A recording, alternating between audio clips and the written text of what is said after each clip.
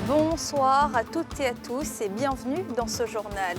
Le président Alassane Ouattara a reçu le directeur général du groupe MTN en visite de travail en Côte d'Ivoire. Au cœur des échanges ce lundi, le développement de la 5G et l'extension de la couverture aux zones rurales.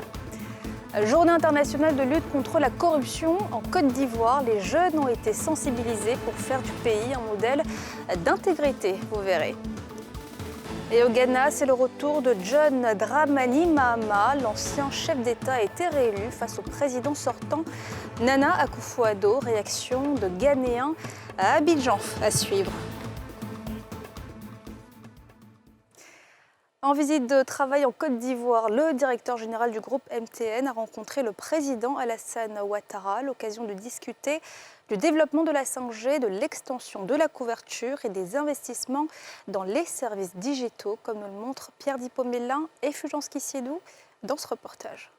La Côte d'Ivoire est un marché important pour MTN, puisque le pays compte plus de 16 millions d'abonnés. Le directeur général du groupe, reçu par le président de la République Alassane Ouattara, a dit sa volonté d'accroître les investissements de la multinationale dans le pays, à travers la 5G et la couverture des zones rurales et frontalières, sans oublier les services digitaux.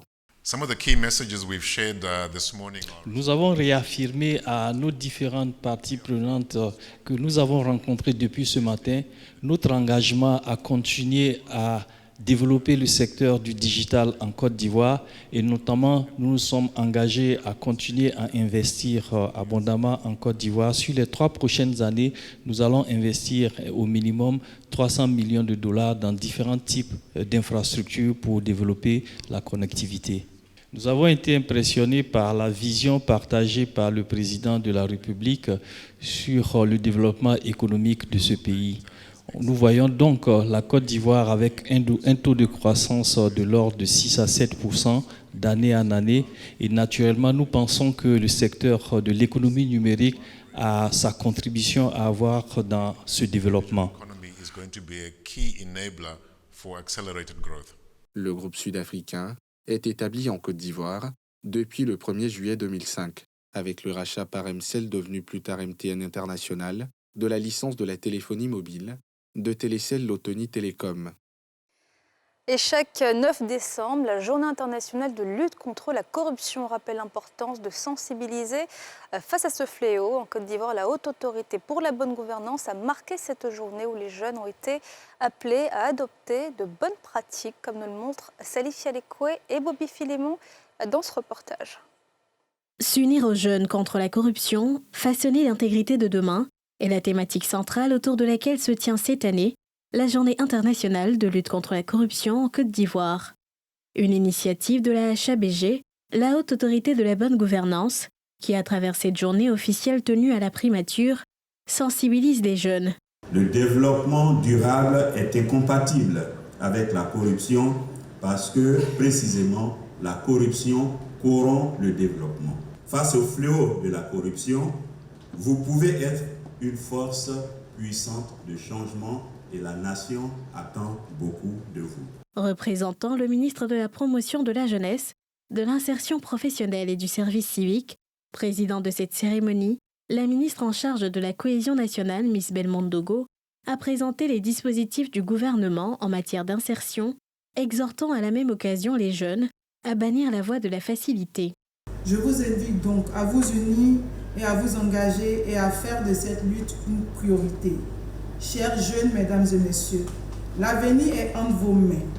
Faisons en sorte qu'il soit un avenir d'intégrité, de justice et de prospérité pour tous. Ensemble, unissons nos forces et façonnons l'intégrité de demain. Dans le cadre de cette journée marquée également par plusieurs communications, une centaine de jeunes a été formés sur le dispositif anticorruption. Ces auditeurs ont reçu les parchemins dénommés le Pass Intégrité. Ils se disent prêts à s'engager dans la lutte. Il est important de lutter contre la corruption parce que la corruption, ça ralentit le développement. La corruption a des conséquences néfastes sur le développement du pays. Donc je pense qu'en tant que jeunes, puisqu'on a besoin d'avoir un bel avenir, d'assurer notre avenir, donc ce serait nécessaire pour nous d'aider ceux qui s'occupent, les autorités qui sont devant, qui s'occupent de la corruption, de pouvoir les aider aussi parce que c'est nous les acteurs. La stratégie nationale de lutte contre la corruption a pour but de hisser la Côte d'Ivoire au rang des pays les plus intègres avec un score de 50 sur 100 au niveau de l'indice de Transparency International, contre 40 sur 100 actuellement.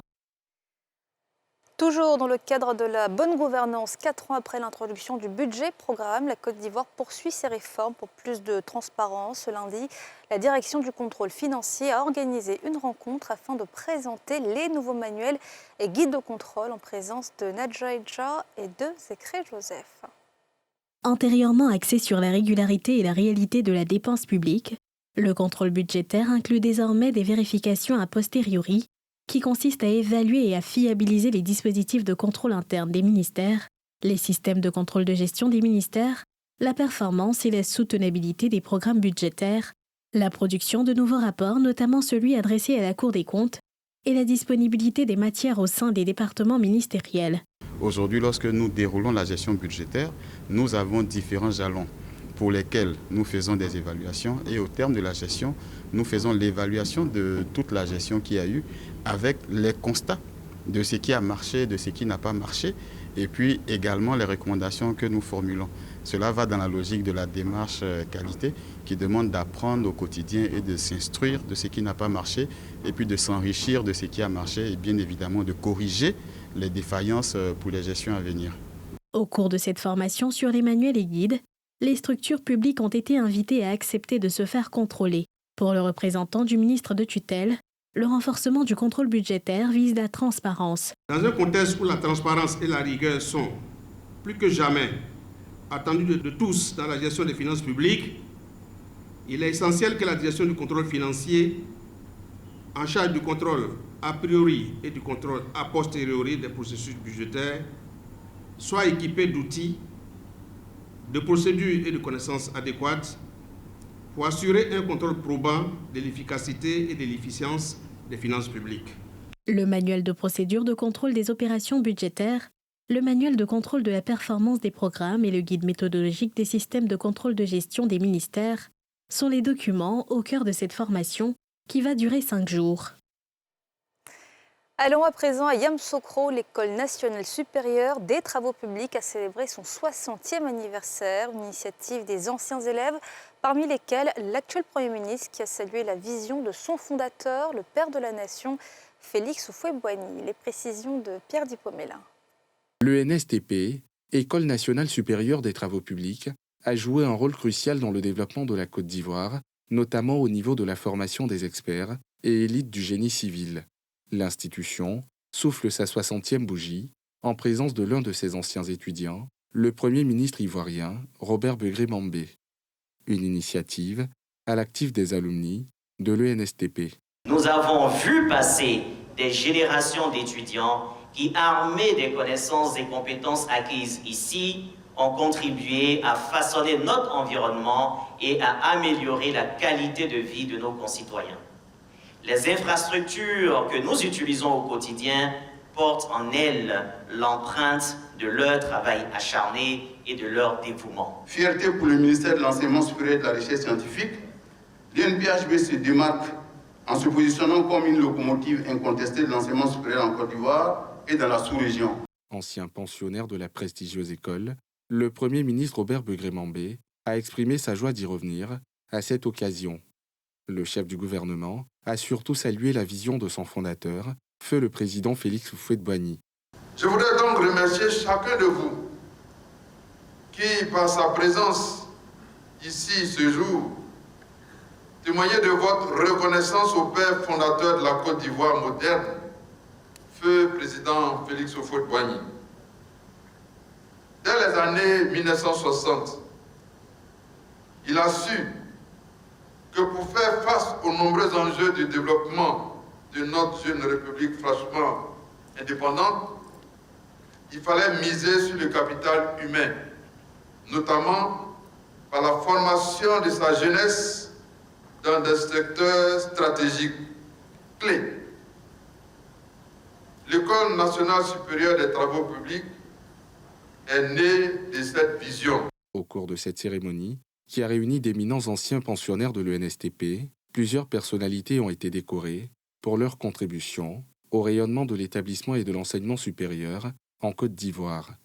Fondée au lendemain de l'indépendance en 1963, par l'ancien président Félix Houphouët-Boigny, l'ENSTP a la vocation de former les cadres supérieurs du génie civil en Côte d'Ivoire. L'établissement a intégré l'INPHB depuis 1996. Et un conflit intercommunautaire a éclaté dimanche dans le département de Daloa, faisant un mort et 6 blessés par balle. Plusieurs maisons ont été également incendiées. Si le calme est revenu, que s'est-il passé à Bédiali? Le récit de Salif Yadekoué. Un affrontement entre autochtones et halogènes s'est mué en conflit communautaire ce dimanche 8 décembre 2024, faisant au moins un mort, 6 blessés par balle et plusieurs dégâts matériels à Bédiala, une sous-préfecture située dans le département de Daloa, dans la région du Haut-Sassandra. Au centre de cette bagarre mortelle, une jeune fille frappée à mort par son amant halogène, il y a un mois environ. Selon les témoins interrogés, le mois dernier, une jeune dame a été frappée à mort par son amant. Son corps a été jeté ensuite dans un puits. À l'occasion de l'enterrement de celle-ci ce dimanche, des parents de la défunte en représailles ont incendié une menuiserie appartenant à un halogène. La communauté halogène, à son tour, a répliqué en incendiant des maisons, motos et autres biens des autochtones. La fille du maire de Bédiala, Émilie Kouamelou, a trouvé la mort après avoir reçu une balle tirée par un inconnu. Les autorités administratives et politiques ont appelé au calme. Des événements qui ont donc eu lieu dans la localité de Bédiala. Et à l'approche des fêtes de fin d'année, les dépenses sont élevées pour de nombreuses familles. Pour les plus modestes, la tontine alimentaire devient une solution. Comment ça marche? Le reportage de Mardoché Kwasi et de Chèque Bleu. Quartier Béago, dans les communes de Yopougon.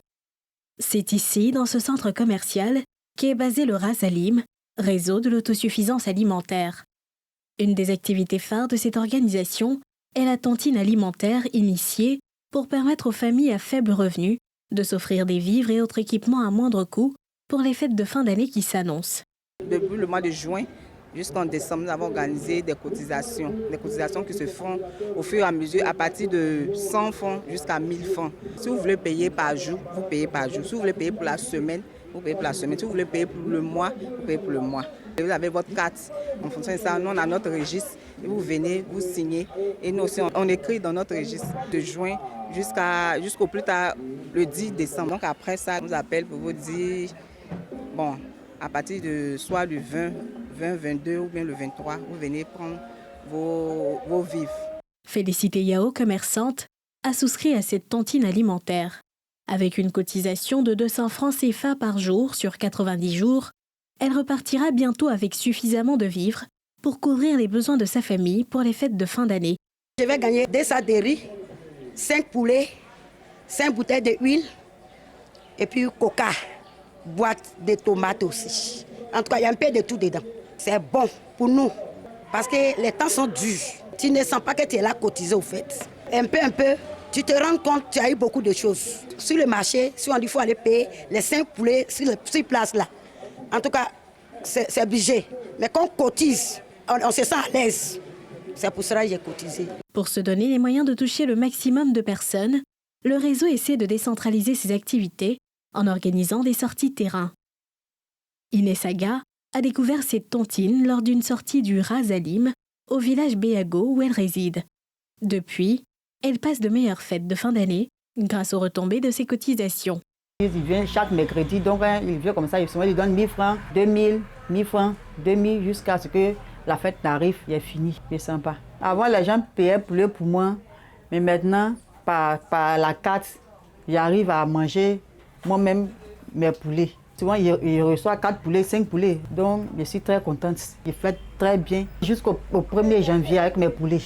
4 ans après le démarrage de cette activité, le réseau de l'autosuffisance alimentaire voit le nombre de souscriptions augmenter chaque année. Pour cette année 2024, ce sont plus de 120 familles qui lui ont fait confiance. Une confiance que le réseau s'attelle chaque jour à renforcer pour continuer sa mission de lutte contre la cherté de la vie. Il y a beaucoup de personnes qui le font, mais qui ne sont pas crédibles. Mais nous, avec la durée de nos activités, on pense que la confiance est déjà créée, donc beaucoup de personnes nous font confiance et ils viennent le faire. Un client qui te donne son argent, quand il n'arrive pas à donner ses vivres, la crédibilité disparaît. Donc toi, tu fais l'effort pour trouver les moyens et tu satisfais le client. Pour continuer à étendre son réseau de bénéficiaires, le Razali entend s'appuyer sur des partenaires, mais aussi installer des antennes sur toute l'étendue du territoire national. Et les marchés et boutiques d'Abidjan commencent aussi à s'animer pour les fêtes de fin d'année. Dans les communes d'Abobo et d'Adjamé, les commerçants s'activent pour répondre aux attentes des clients qui eux aussi anticipent pour éviter les embouteillages notamment. Le constat de Faltia Koulibaly et de Kimo Eric. C'est dans cette boutique, située à Adjamé Dallas, que Mata, résidente de la commune de Koumassi, se rend pour acheter les cadeaux de Noël. Mère de 3 enfants, elle a pris l'initiative cette année de se rendre tôt en boutique. Si elle s'empresse de remplir son panier de cadeaux cette année, c'est bien pour éviter de subir les retombées de dernière minute.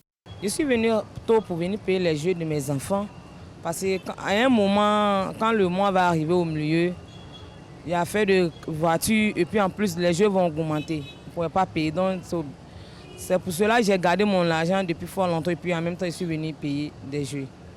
À quelques mètres de là, dans cette boutique située à Adjamé Forum, l'ambiance de la fête de Noël est déjà palpable.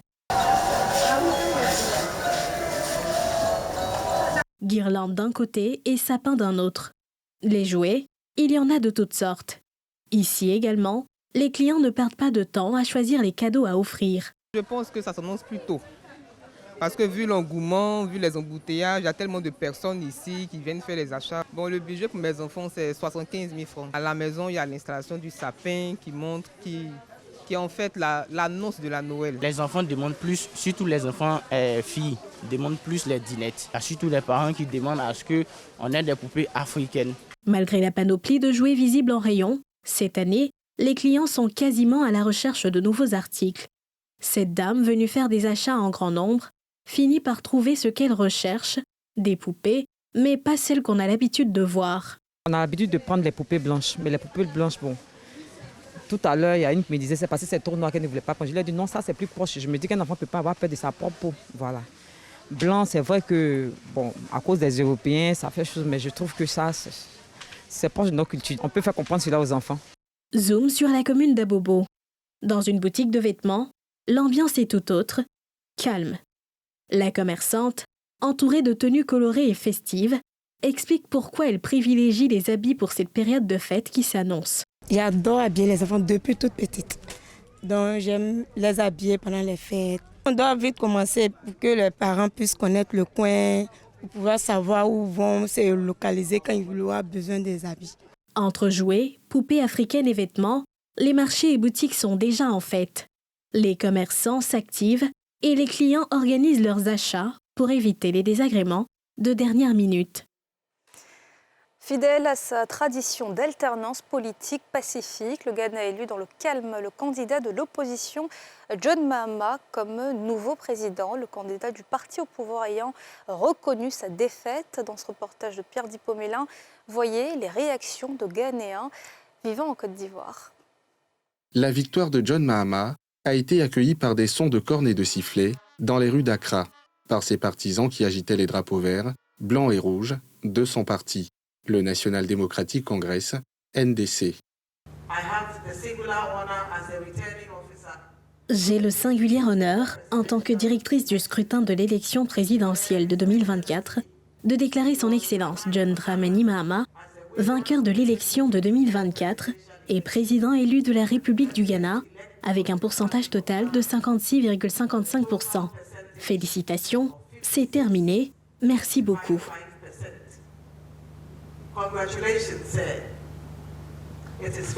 Les Ghanéens vivant en Côte d'Ivoire, notamment à Treichville, ont exprimé leur joie face au changement de pouvoir dans le calme.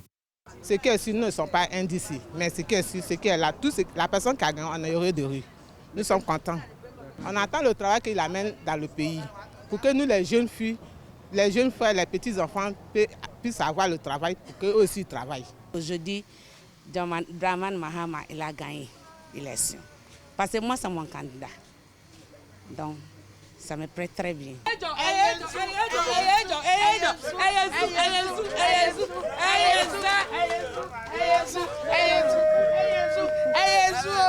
J'ai gagné! Je suis un de 600%! Le pays n'a qu'à venir bien, comme envoie. Ou chose. Ça va venir bien. En tout cas, je suis content, très content. Parce que mes parents qui sont là-bas, là, toujours ils parlent que c'est dur, Mathiama, lui là, il est bien.